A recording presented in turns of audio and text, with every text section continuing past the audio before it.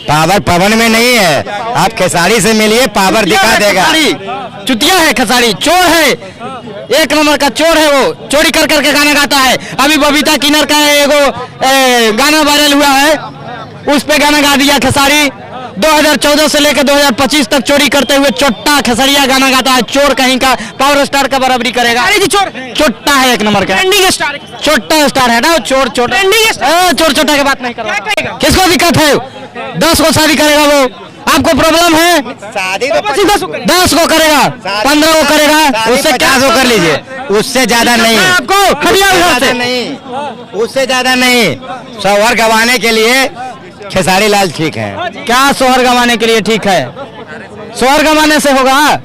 अरे भाई क्या है शोहर गंवाने से होगा? तो वो शोहर नहीं गंवा रहा है तो क्या हो गया? 10 को करेगा, काहे नहीं होगा? पावर बहुत है। कितना टावर खड़ा किया है? कौन कहता है पावर है? पावर खेसारी में है।